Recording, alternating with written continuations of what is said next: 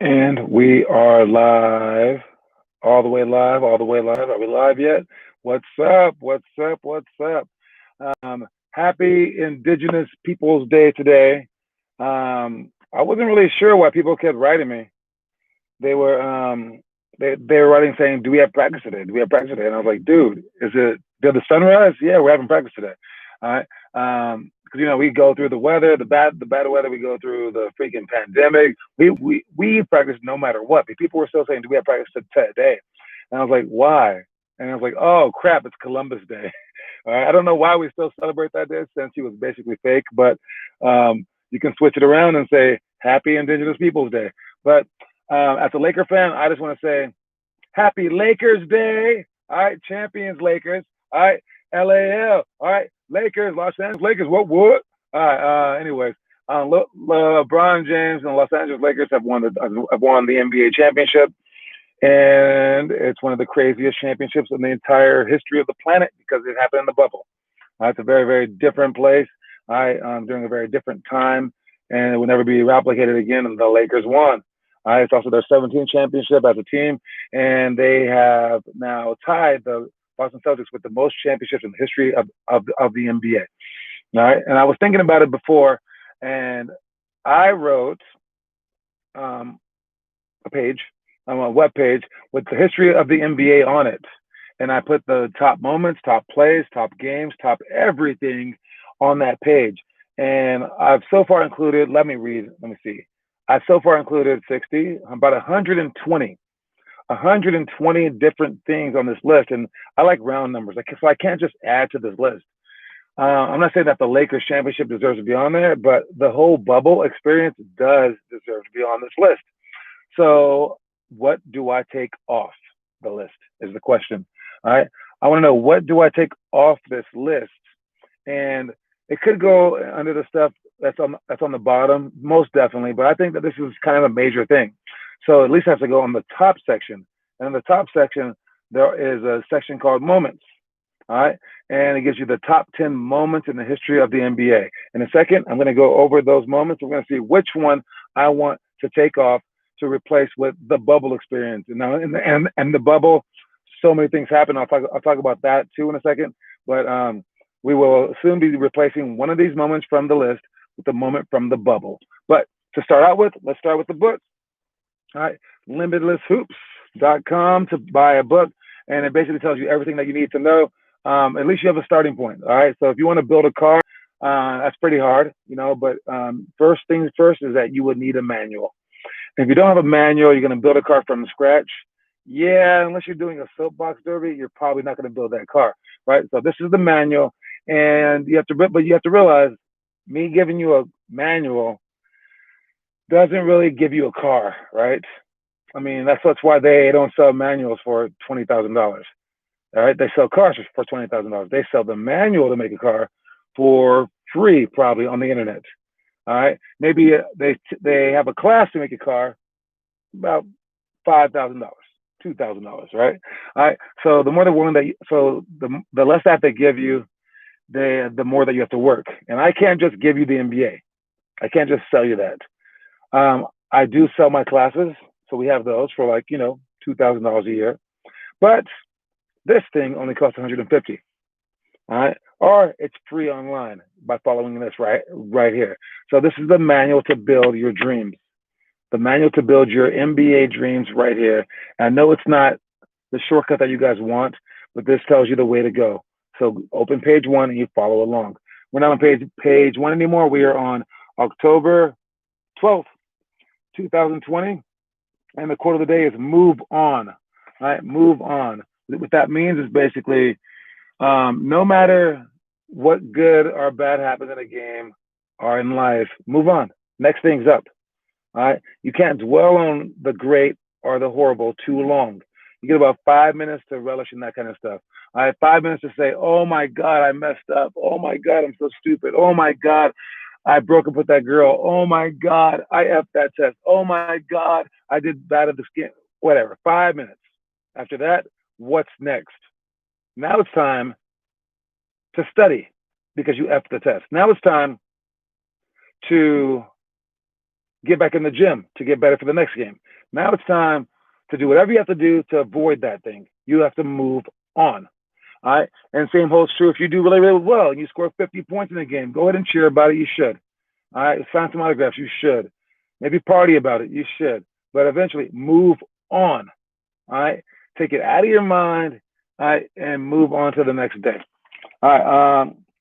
Moving on to the drills. We're doing the ninth grade books. So we're doing the high school drills. You guys have the clap dribble, which we use a pole.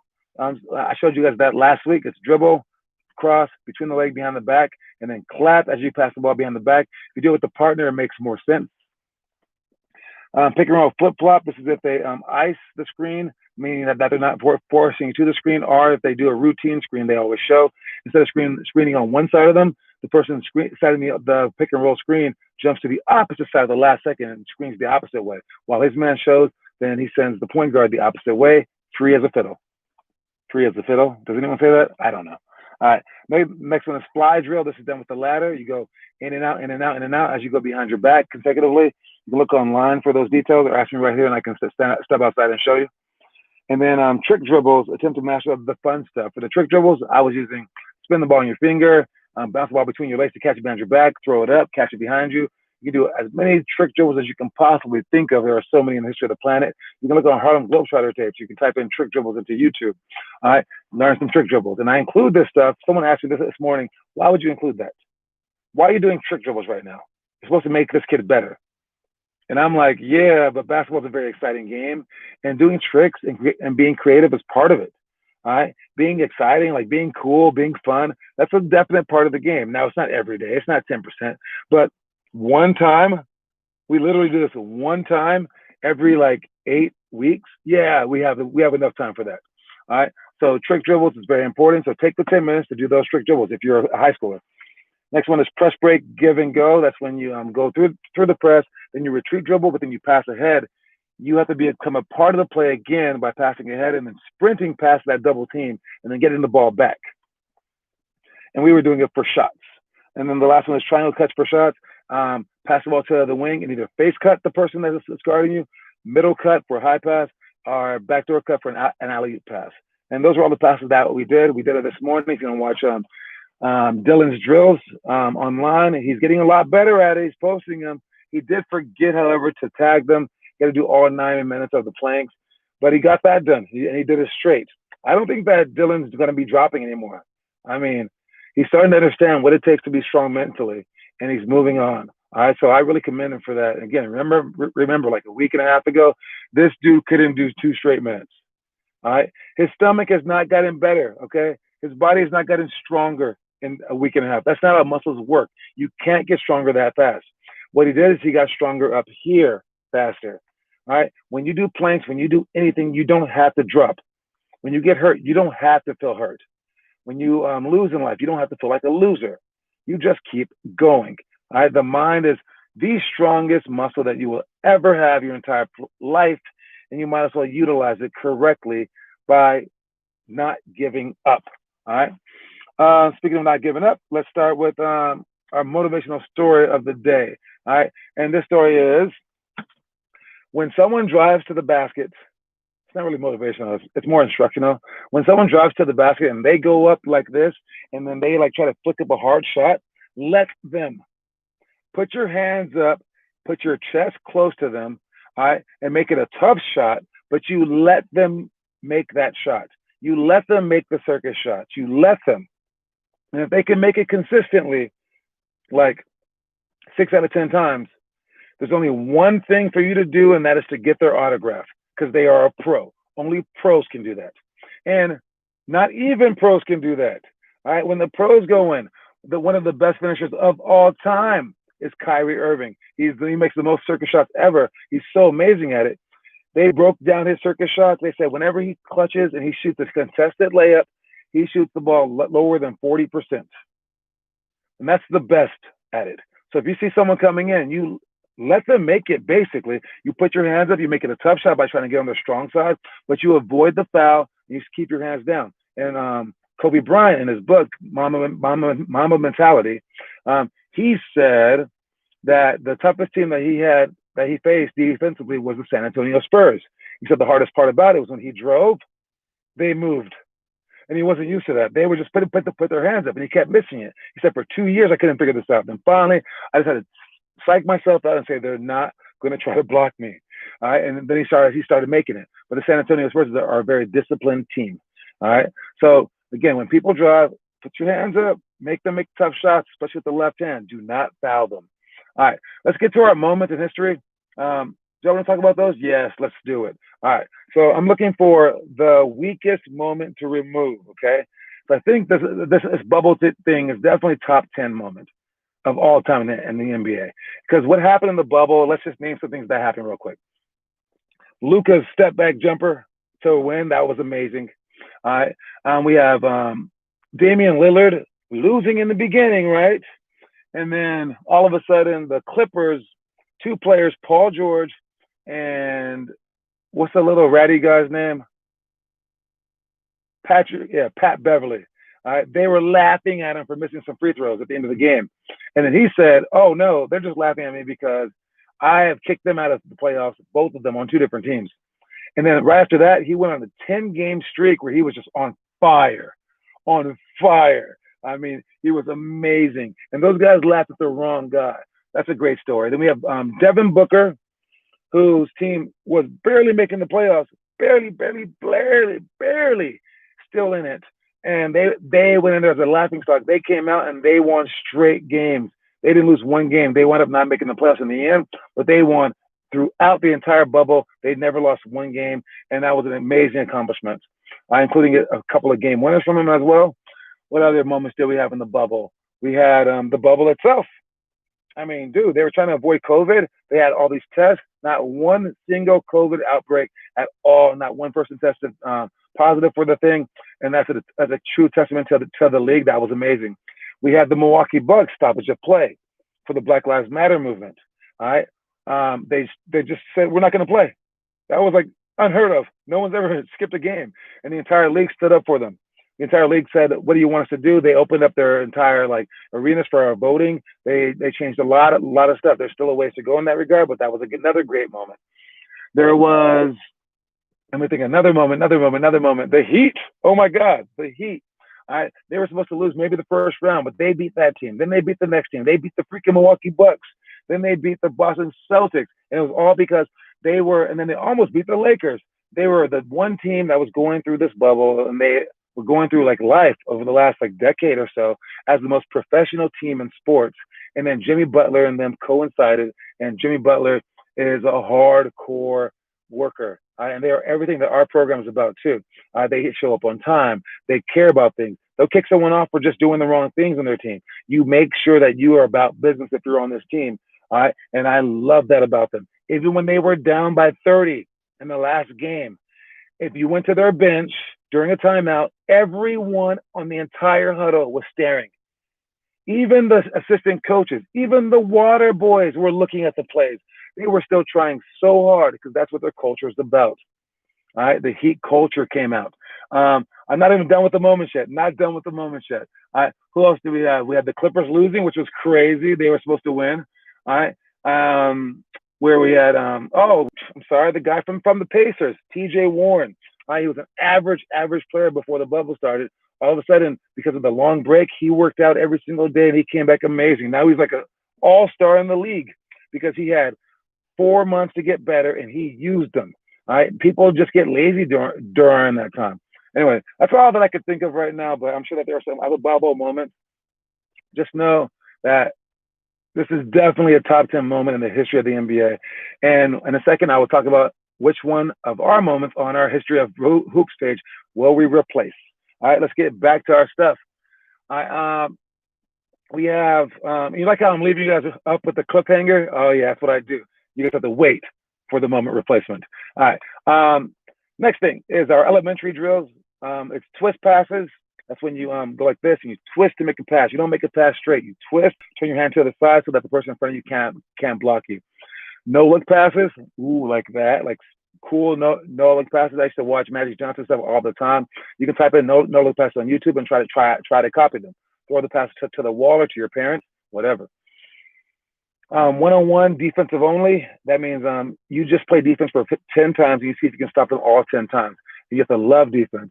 All right, figure out the defensive philosophies, rules. All right, figure out how to solve them. All right, you want to play defense 10 straight times so you can get used to it. Don't just play back and forth. Closeouts to slides. That's when we sprint up from the baseline to the top of the key, and then we slide depending on which way that the coach drops the ball. You got to close out with long steps and then small steps in the end, so you can get to the shooters, but also not let them pass you. Then we have mid-post series. That's catching the ball at the mid post, turn, jab, come back and shoot, or come back and then rip the ball through for a layup, rip the ball through for a spin, or rip the ball through for a fake spin. They can't stop all four of those. And then the last one is post progression. Post progression is catching the ball. And again, you do four different moves: step middle hook shot, step middle spin back hook, step middle fake spin, and then step middle up and under. All right, all four moves, use it together. All right, last ones. Let's just finish up. We have middle school with judgment shots. That's where they are judging you on whatever the coach tells you to judge them on, whether it be their elbow in or whatever. Then when you go, you know that they're judging you. So you learn the game from a different point of view. 7-minute shooting, which we talked about before. That's layups, 5 elbow shots in a row, then 3-pointers, cops and robbers, where everyone's chasing you, and you're going in for a half-court layup as fast as you possibly can before they block your shot. And then pump fake to escape dribble, pump fake, 2 side dribbles, jumpers. And then battle ropes are using those big ropes and going like this, or there's so many different little patterns. And the last one is backboard alley-oop. From the 3-point line, dribble in one dribble, throw it off the backboard, run in, don't slow down, catch it, and then score it.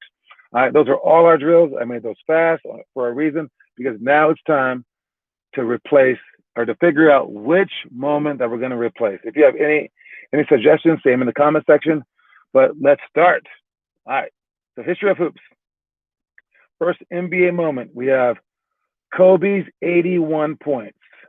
All right, you know I ain't taking Kobe down, first of all, okay? But let's talk about that real quick.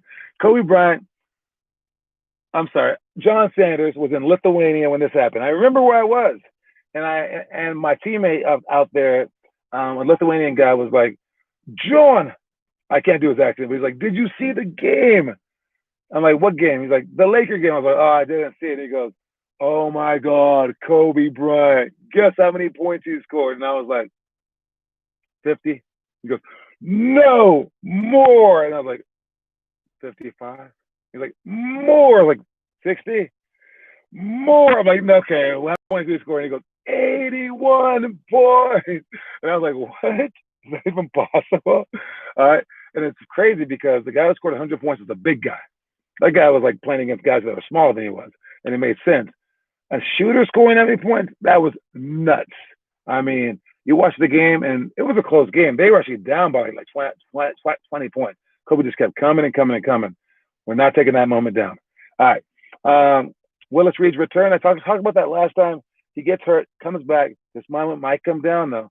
All right. It might have to go down to the bottom section. Maybe. Willis Reed's return, when he got hurt and came back, and we've had shades of Willis Reed. Very famous moment, but it was basically just him scoring a couple of points when he got back. It propelled his team to win. But for me, growing up, this moment was huge because it taught me, no matter how much I'm hurt, get up. Get up, because you can inspire your teammates. Next one is God disguised as Michael Jordan. God disguised as Michael Jordan is when I almost said God. When Michael Jordan scored 63 points in the playoffs against the Boston Celtics. He was young, and the Boston Celtics were the better team, but they could not stop Michael Jordan this game. They wound up beating them, but Larry Bird, who was like the MVP that year, he goes, that's not a basketball player. He goes, that was God disguised as Michael Jordan out there. That's what Larry Bird said. And Larry Bird's the biggest trash talker ever. He gave Michael Jordan the ultimate props. He said he plays like God. I've never seen someone like that. If you watch the highlights, MJ is dribbling the ball between his legs, pulling up. He was like going crazy against that team. All right. God disguised as Michael Jordan is a pretty good moment. I'll put that over the Willis Reed moment. All right. Next one is Reggie Miller's comeback.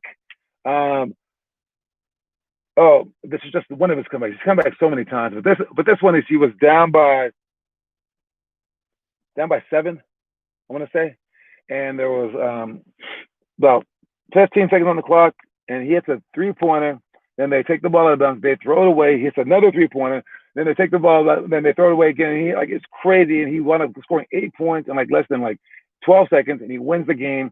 And I think it was a playoff game as well. It was nuts how he came back so fast. It's a very, very crazy play. I'm keeping that one on there. Next play is Tmac 13 points in 35 seconds. Now, while this was not a playoff game, 13 points in 35 seconds is something ridiculous. And it also helped them like win the game too. Tmac, this is probably his best moment ever. And the cool part about that is right after the game, they got yelled at because they were going to lose the game. They played horrible. But then this guy just goes on this crazy 13 points in 35-second streak, he had 2 4-point plays, and they wound up winning, but their coach still yelled at them. That's the part that I like the best. So keeping that on there. Linsanity. Ooh, man, that's a good one too. Jeremy Lin, Asian basketball player, my friend. I know the guy accounts, and he comes into the league, a bench player, and he gets one chance, and he goes out there and he destroys it. And then for about 3 weeks, the entire world was talking about this kid. He went out against Kobe, beat him, went up against everybody, hitting clutch shots, and then he kind of just disappeared afterwards. But like, I mean, for those 3 weeks, he was bigger than Michael Jordan. It was nuts. I say keep that one. The Warriors going 73-9. It's a great moment. I know you guys all know about that one with the Splash Brothers coming out, and they came out strong. They wound up losing that year, which kind of docks them in my regard, but they lost one of the greatest players of all time in LeBron James. But 73-9 is the best that any team has ever done in the history of basketball, keeping that moment. All right, MJ's flu game. They didn't know if it was the flu or food poisoning. He says it might have been food poisoning because they had pizza the night before, and some Utah fans were there, and they knew that they were delivering to Michael Jordan, so maybe. But he was totally sick and killed. He did great. He did great against the Jazz. It was a playoff game, clutch in the finals too, getting carried off the court. Got to keep that moment. LeBron, straight from high school. It's a quality moment. Again, before him, no one. I mean, like, few people came from high school. Like, very, very few players. He was the last one allowed to come from high school, but no one came in with as much fanfare. LeBron came in, like when Kobe Bryant came in, they were like, we don't know about this kid. Sean Kemp, we don't know about this kid. Moses Malone, we don't know about this kid. Everyone was like, maybe. When LeBron came in, they were like, we know about this kid. They were like, he's going to start his first year. See you later, Leandre. LeBron James is going to be the greatest ever, and he's still in high school. And when he's in high school, everyone was watching his games on TV. He was so famous in the world; it was crazy, man. And then he actually did it. So I'm going to keep that moment on there. Last one is the Celtics Dynasty. The Celtics Dynasty for years in the '60s. The Celtics beat everyone, especially the Lakers in the championship. The Lakers kept losing to the same team. It was the Boston Celtics. They won so many championships behind Bill Russell, who was one of the greatest players of all time back then. And he has 11 championship rings. He has more rings than he has fingers. I don't think he has 11 fingers. More rings than he has fingers. And he won all those through that span. And that's how the Celtics built their dynasty. I'm not taking off that moment. So it looks like Willis Reed just got beat up again. Willis Reed's return is going to go to the bottom section. I'll find something else to push out.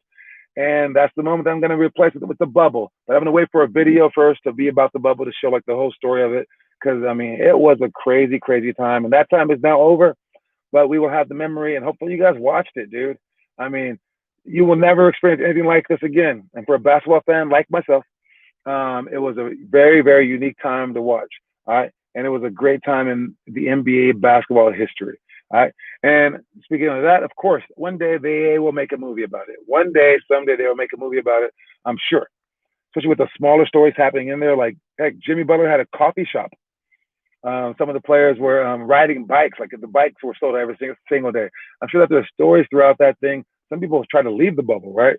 That will pop up over the course of this time. And we're going to find out so much more about this very, very unique time in history. But speaking of movies, let me know if you watched your movies, okay? He finally watched Moneyball, meaning Dylan, and I think Finn has been posting his videos. I'm not sure if he's watched his movie, but Finn's movie is 10 Cup. That's the That's the movie about golf. Yes. 10 Cup. That was the eighth grade movie. Seventh grade movie is Run Fat Boy Run. Sixth grade movie is Senna. Fifth grade movie is Rocky Balboa. Going to our first grade movie, Rookie of the Year. Second grade is The Sandlot. Third grade is Miracle. Fourth grade is Rocky 4. All right, ninth grade is Moneyball. 10th grade is Slapshot. 11th grade is Semi-Pro. And 12th grade is Tyson. You know, I do a lot of talking during this stuff because there's no one to talk back to me.